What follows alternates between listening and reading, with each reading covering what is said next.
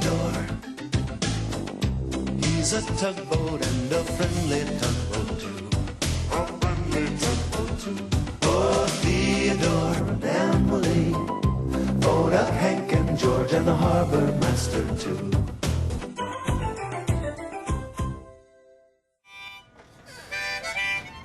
Hello. I was just learning a new song on my harmonica. Uh-oh. Can you hear that?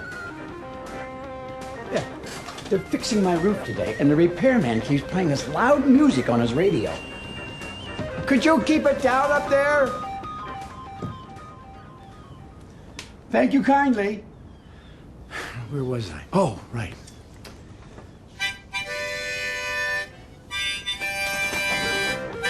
Oh, not again. I've already asked him once to stop, but he won't listen to me. And I'm the harbor master.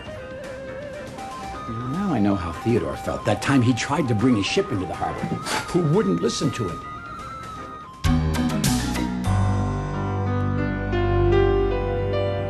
One fine morning, Theodore was on his way to the edge of the harbor.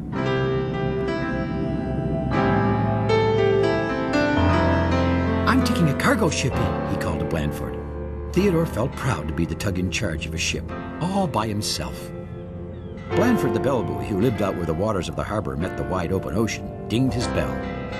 "Big job," he said, "but you're the tug to do it." Theodore smiled again, but then he saw the ship heading towards him. The ship looked kind of rough and scruffy.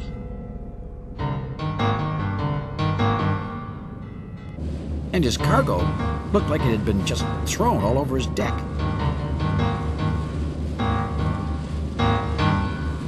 Still, Theodore smiled his best welcome to the big harbor smile and floated out to meet him.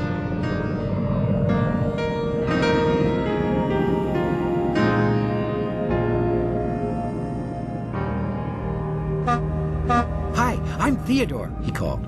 "What's your name?" "Cabot," said the ship.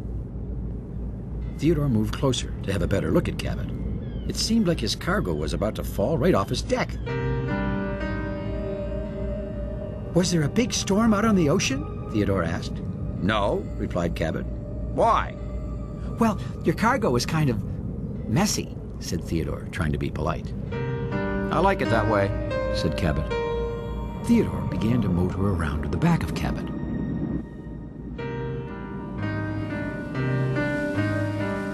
"What are you doing?"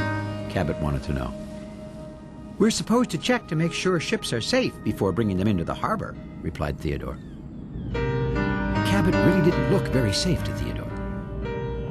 In fact, the closer he looked, the less safe Cabot seemed.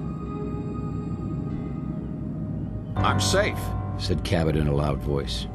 "I visit harbors all over the world. Have you ever been to another harbor?" "Well, no, not yet," answered Theodore. "But I still can't tow you into the harbor until I'm sure you're safe."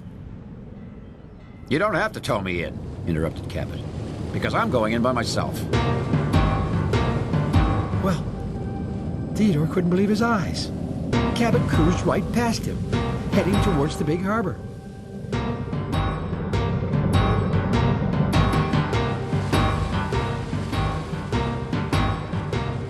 Theodore hurried after Cabot. "You better let me button my tow rope onto you now," tooted Theodore. "We're almost in the harbor." "I want to go in by myself," insisted Cabot. "It's very busy today," explained Theodore, still trying to be polite. "And you've never been here before." "I know how to go into harbors by myself," snorted Cabot. "But you can't dock yourself," continued Theodore. "It's not safe." "Well, I'm bigger than you," interrupted Cabot, "and you can't stop me." Cabot made a sharp turn and roared right past Theodore, swiping Bedford as he went. The little buoy went spinning wildly off his spot. "Sorry about that, Bedford," called Theodore. "Are you okay?" Been better," said Bedford, sounding pretty woozy. Theodore carefully moved Bedford back to his spot. "That ship isn't so safe," said Bedford. "That's what I think," Theodore frowned. and set off after Cabot again.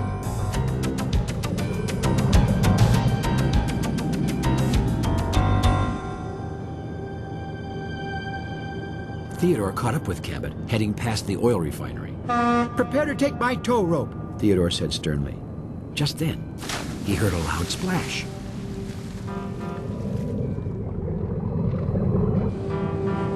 It looked like a piece of cargo had fallen off Cabot's deck. Theodore had no choice but to turn back and save it. Can't stop me. Hooted Cabot. Well, Theodore was beginning to think that Cabot was right about that. And he started to think that if he didn't do something to stop him, there would be a lot more trouble than some overboard cargo and a bumped bell buoy. But he was also starting to wonder if there was anything he could possibly do about it.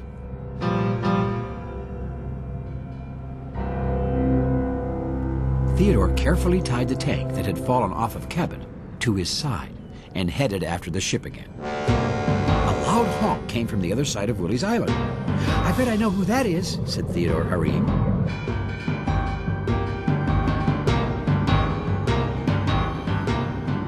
He went that way. Bedford shouted.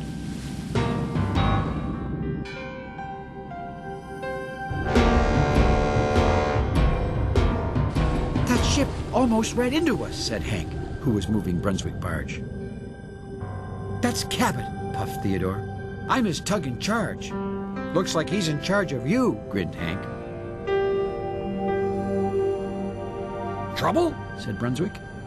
No, replied Theodore. You see, Brunswick was always looking for thrills and chills. Suddenly, the harbor was full of honking and tooting. Sure enough, it was Cabot. This time he was weaving dangerously around the ferry twins. Well, maybe a little trouble, muttered Theodore.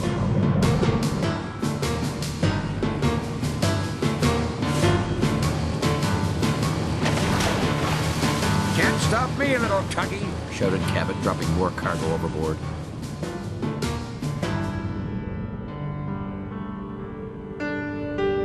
Once again, Theodore went to rescue the cargo. This is a disaster, he said out loud. Theodore was feeling very discouraged. He had tried asking Cabot nicely to let him take him to his dock, but the ship just wouldn't listen. How do you think I feel? A small voice said. Theodore looked around for the owner of the voice. Over here, said the voice. Beside you. The tank was talking to him. Now, cargo was usually very quiet and well-behaved, never spoke up. My whole job is just to lie still and stay on my ship, the tank continued. And I can't even do that. It's not your fault, Theodore said kindly. Cabot didn't put you on his deck properly. You're certainly right about that. I'm supposed to be the tug in charge, but, well, he won't do anything I say, added Theodore. Theodore began to collect the cargo. He never does what any of us say, another voice called out. Now, more of Cabot's cargo was talking to Theodore. This time it was a big wooden crate. If you tell him to go slow, said the crate, he speeds up. And if you tell him to tie you on tighter, he makes you looser, said the tank. Just because he's bigger than us, he thinks he can do whatever he wants, said a container. He's too wild, said a small piece of cargo. My goodness, said Theodore. He's just not safe, concluded the tank. Theodore was silent a moment. Cabot does exactly what you tell him not to do, he said slowly. That gave Theodore an idea. A great big idea. The cargo all gathered around.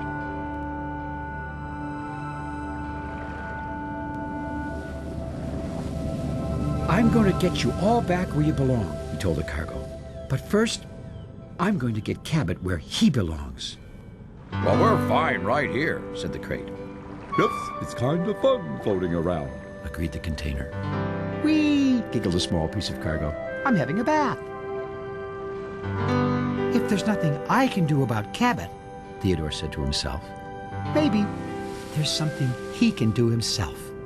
Theodore set about to pick up all his new friends. A little later, Cabot was cruising merrily along when he heard Theodore's whistle again.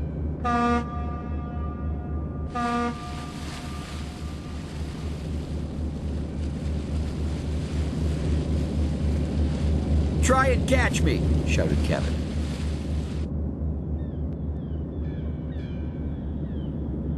"Whatever you do," called Theodore, "don't go to the sandy beach." "Where's this beach?" said Cabot. "Through the bridge at the end of the harbor," answered Theodore. "But you really shouldn't go there. It's not safe." Well, sure enough, Cabot began to cruise right under the bridge. "Just watch me," he shouted at Theodore. Cabot chugged on towards the sandy beach, honking his horn and roaring his engine. Theodore calmly headed after him. "Slow, little tuggy buggy," cackled Cabot. "You can't stop me." "I can, and I will," Theodore said quietly. "Oh boy, oh boy, oh boy, oh boy, oh boy," said Bedford.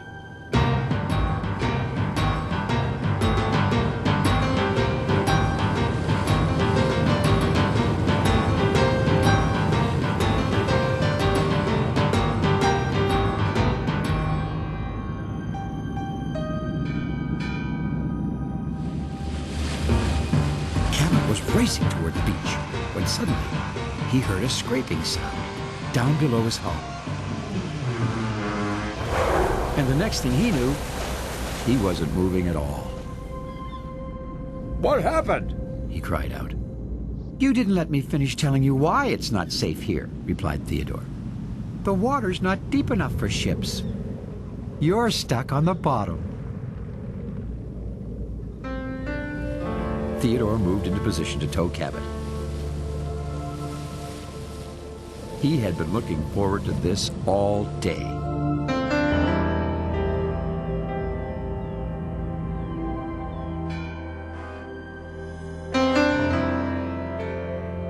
Pretty soon, Theodore got Cabot unstuck and towed him to his dock, backwards.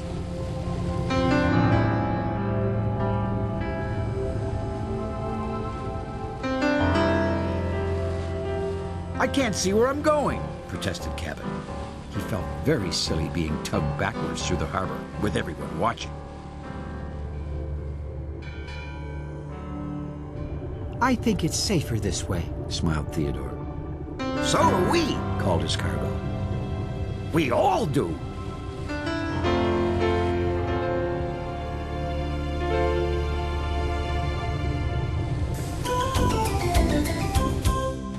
Cabot visits from time to time, and I must say, I think he's much better behaved now.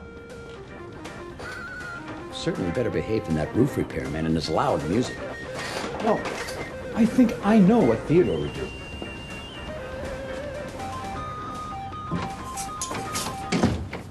There, that's much quieter.